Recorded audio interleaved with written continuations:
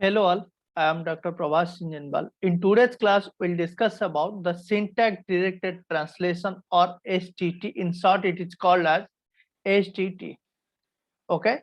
So using syntax directed translation, we'll construct annotated pastry. We'll construct the annotated pastry. Okay. How to construct the annotated pastry and how to construct the syntax directed translation. Okay, so today's class will discuss. Okay, in this particular class we'll discuss or we'll construct the annotated pastry and the semantic rules and the syntax directed translation. Okay, just see some definitions. The semantic analysis phase. The semantic analysis phase is designed with the help of SGT, or it is called as syntax directed translation. Okay. So what is the meaning of SGT or syntax directed translation? SGT is a formalism. SGT is a formalism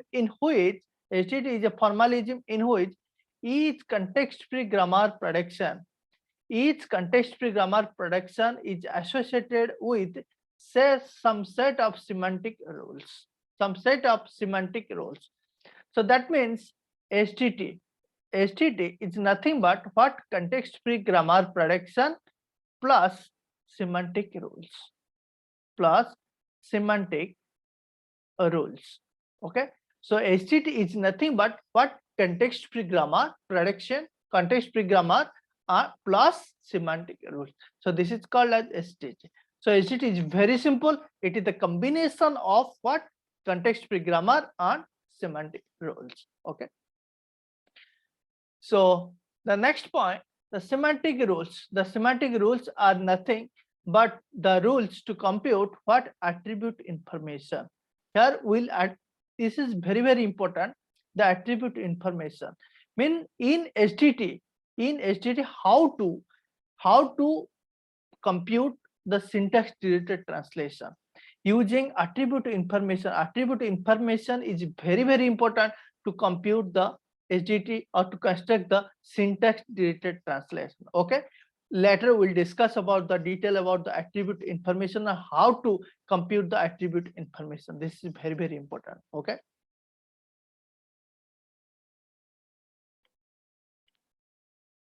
just see some of the functions of SGT. The first function is SGTs are used to identify semantic error. To generate, what is the second function? To generate the intermediate code. Here means the semantic analysis phase will generate the intermediate code. Okay, because it is the third phase, it will generate also the intermediate code. Actually, it's not mainly, just see, syntax analysis. Input is here parse tree and output is annotated parse tree, but sometimes it also generates the intermediate code. Actually, in intermediate code generation, it generates general 3 address code. It still also generates the intermediate code. What is the third function? To construct the symbol table. What is the fourth point? To insert and retrieve some values into the symbol table. What is the fifth point? To construct the syntax trees. Actually, syntax tree and intermediate code generation is mainly happens in second option and fifth option. Fifth point, both are generally happens in intermediate code generation mainly, but sometimes it is one of the optional case. You can take or not. Okay, second and fifth point. So next point, syntax directed translation. Syntax directed translation is nothing but the combination of what? Context-free grammar plus semantic rules. Context-free grammar plus semantic rules. Context-free grammar is nothing but what? A to alpha. Alpha means what? It is the combination of terminal and non-terminal. Okay, we have already discussed about the context-free grammar prediction. Means every grammar predictions, just like context-free grammar, some in previous classes, means theory of computation classes. Okay, In very detail, we have discussed about the context-free grammar. Okay, so semantic rules are some means syntax related translation is nothing but is the combination of what context-free grammar plus semantic rules. So these are the formula. These are the formula for context-free grammar. What? A to alpha. Alpha means what? Alpha is the combination of what? Terminal and non-terminal. Okay.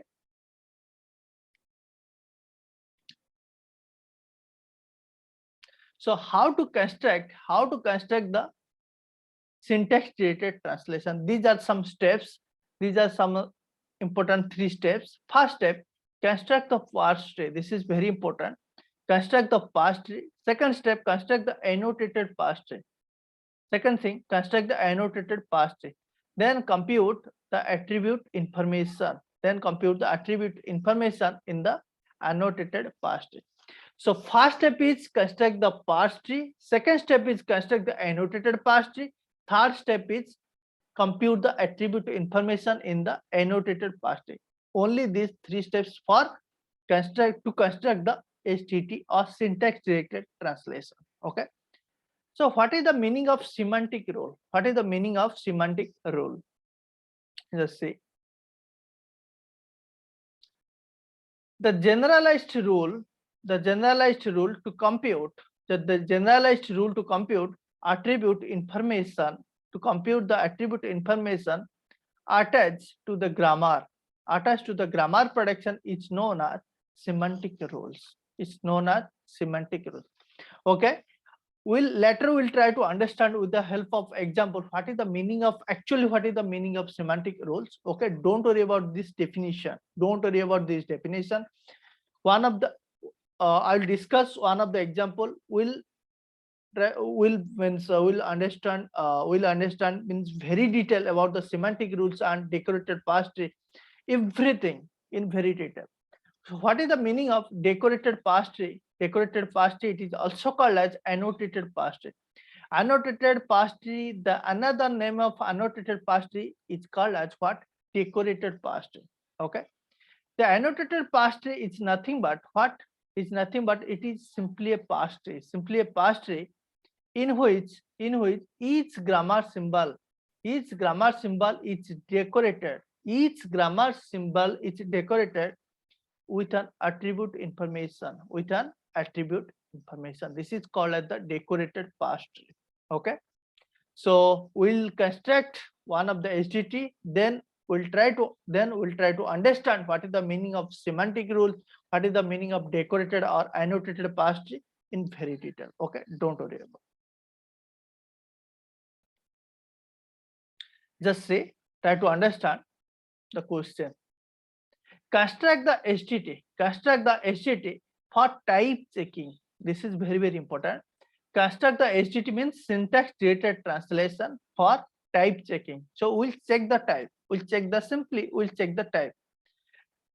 Type checking expression statement of a programming language that contains int and boolean type variables. That contains what? Int and boolean types. Where type is an attribute. This is very, very important. Where type is an attribute. Then write the semantic rules by considering the following grammar. Okay, here grammar is given.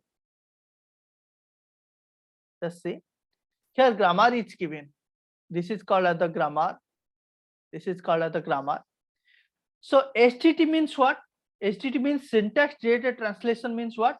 Context free grammar plus semantic rules. So context free grammar is given. These are called as the context free grammar predictions, or these are called as the context free grammar. So context free grammar is given. So we'll just simply write the semantic rules here. Then it is called as the syntax related translation. Okay. So now we'll construct the annotated parse tree, we'll construct the semantic rules, then we'll construct the syntax related translation. Okay. Just say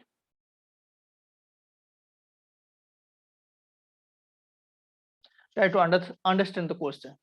Here in the question, one thing is given: what type is an attribute? Type is an what attribute? Type is an attribute. Okay. In this question, in the given question, type is an what attribute? Type is an attribute. Just see. Type is an attribute. Here, type is an attribute, and in the programming language, there are two types variable: what int and boolean type variable. Int and boolean type variable. First, we'll construct. Your question is construct the STT for type checking. Type checking expression statement. Type checking expression statement. Okay. So I am taking one example. Just say 3 plus 3 equals to 6. We'll check the type. Just see in the left part 3 plus 3. It is nothing but what? 6. It is nothing but 6. 6 equals to what? 6. Right side is 6. So the condition is true or false? The condition is true. So it will return what? True. Suppose I am taking 3 plus 4. 3 plus 4 equals to what? 6. In the left side, just say 3 plus 4 equals to 7. 7 equals to 6. Is it true? No. So it will return what? False. It will return false. Okay. So first we'll construct what? Means for this expression, first we'll construct means true, means for the first expression, first we'll construct the means for first expression we'll construct the parse tree.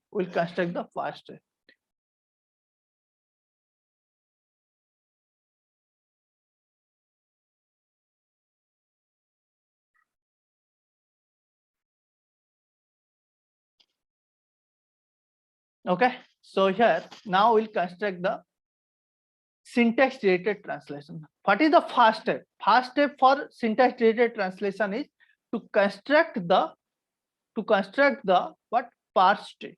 First step is to construct the parse tree. So this is given expression, or this is given statement, or we can say input string.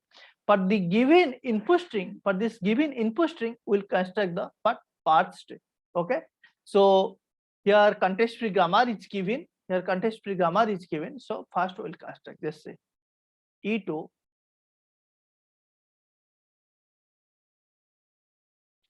E plus E, right? Then in the right side, just say right side is 6. So we can write E2 now. Okay, first we'll fill up the left side. Okay, E2, then we'll use the second this prediction.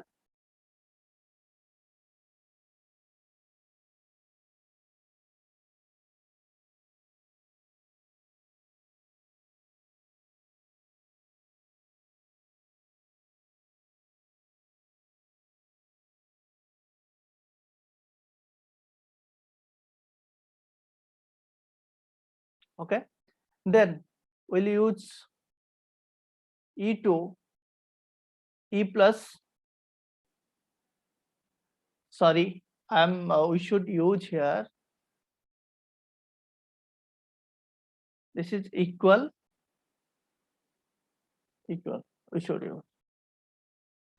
Then E2 E plus E.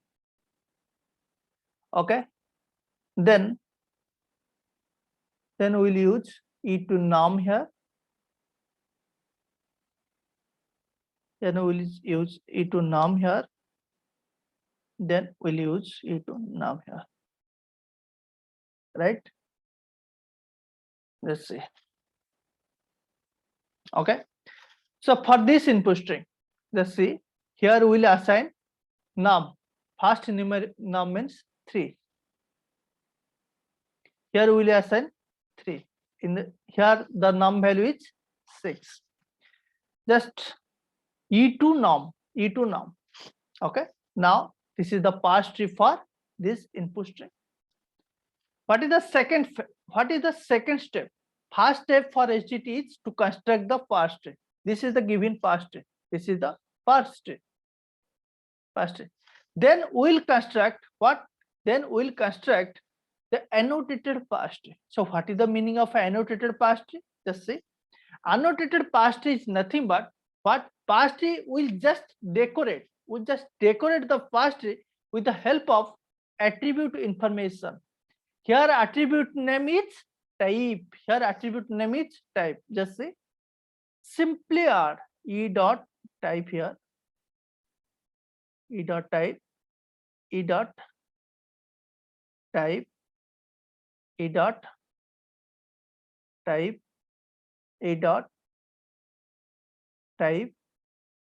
E dot type. E dot type. Okay, simply are just what?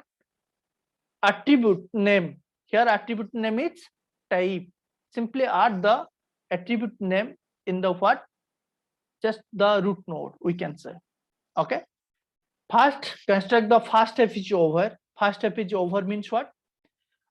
For construct the first step is over. Second step is what? Construct the annotated first is over. What is the third step? What is the third step? To compute the attribute information. Attribute information means these are called as one attribute. This is called as one attribute. This is called as one attribute. This is called as one attribute, like this. We'll just evaluate this attribute. Okay. Let's see how to evaluate the attribute information. First, E dot type. Here E dot type equals to num. Here E dot type equals to num means 3 will assign to here. Similarly, this 3 E dot type equals to num means this 3 will assign to here. Similarly, E dot type equals to num means this 6 will assign to here. So we'll just add the semantic rules. Means what? E dot type equals to num. E dot type equals to num means simply will assign this num variable in E dot type. 3 will assign to E dot type, 6 will assign to E dot type. So these are called as the semantic rules. These are called as what? Semantic rules. This is called as what? Semantic rules. Okay. So HTT is nothing but what? HTT is nothing but what? Context free grammar plus semantic rules. See, this is the context free grammar and these are called as the semantic rules. Means we'll just add in the right end of the context free grammar production. Okay.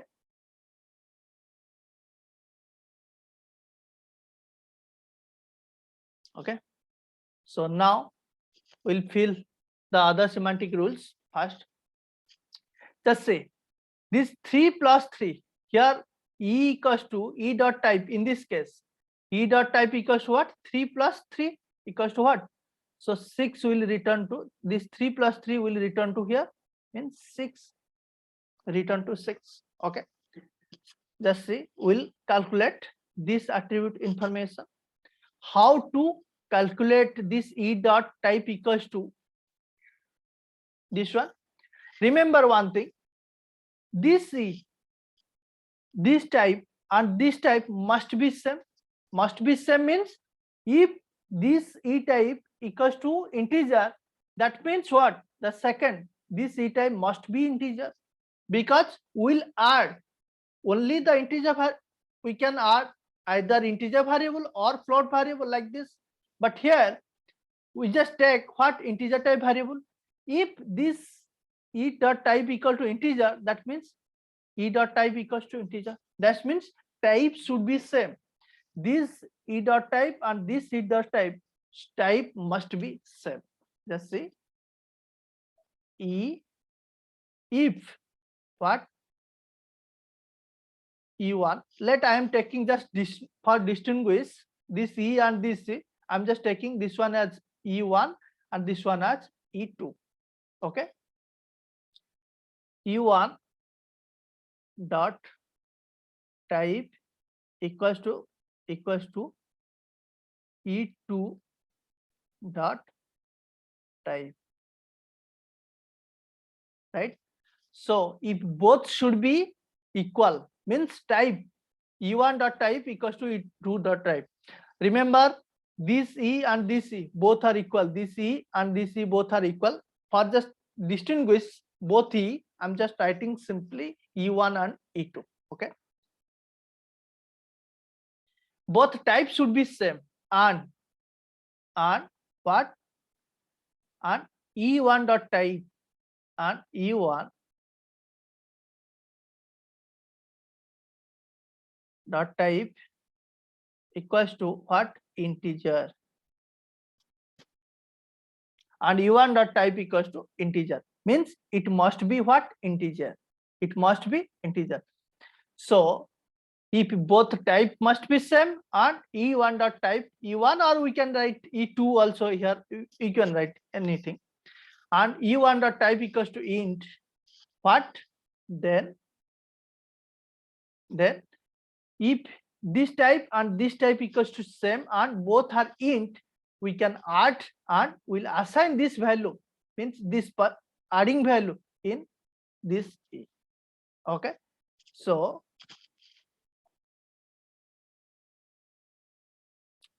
here E dot type equals to what, when we'll add this value, means 3 plus 3 equals 6. 6 is also int. 6 is also int. So here E dot type equals to integer. E dot type equals to integer. Else means suppose both type may not be same. If both type will not same, means one is integer variable, one is float variable. So else but printf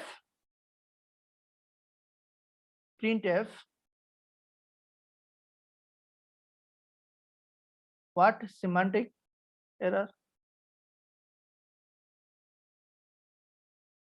semantic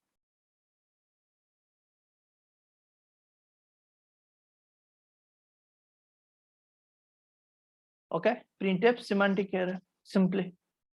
Okay, these are called as the semantic rules for the fast production is over. Okay, then this 6 will assign to here, simply will assign to here.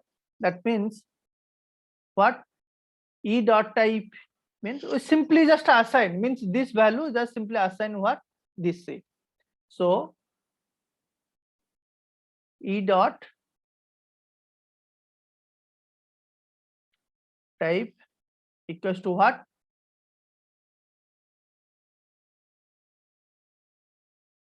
E1, let it is E1, or we can write E simply E dot type. Okay, now see here the value is this E dot type equals to 6 and this E dot type equals to 6. Now we'll compare this 6 equals to 6, yes or no. If it is both 6, this 6 equals to 6, so E dot type will return what, true. So E dot type equals to means this E dot type will print or will return true value. Okay, so let's see what, that means both type must be same. Both type must be same. If E1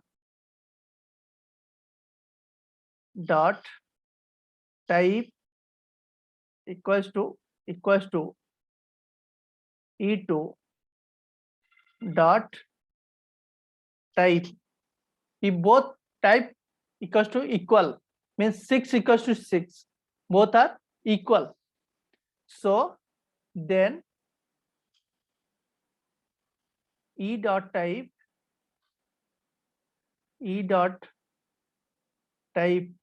equals to will return which value, true. True means it may be true or false. It may be true or false.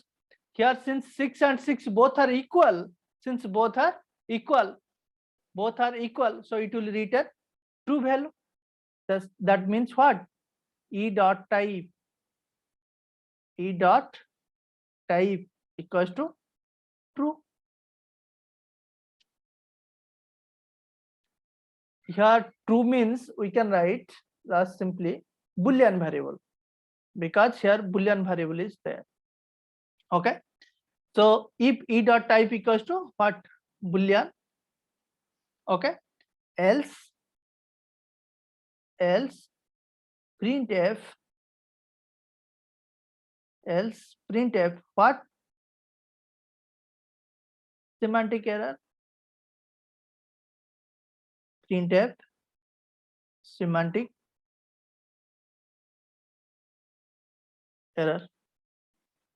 Okay, so similarly, if it is false, let it is 7, 3 plus 4, this is equal 3 plus 4, and 7 does not equals to 6. That means in this case it will return false. That means it will return what? E dot type.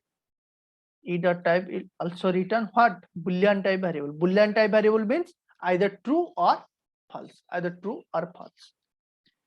Okay, suppose I am taking one more example.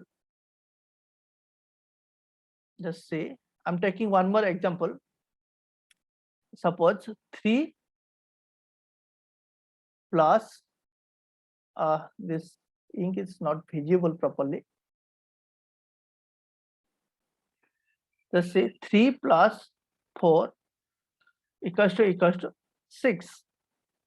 Just say for this input statement, I am taking this value is 3, this value is 4, this value is 6.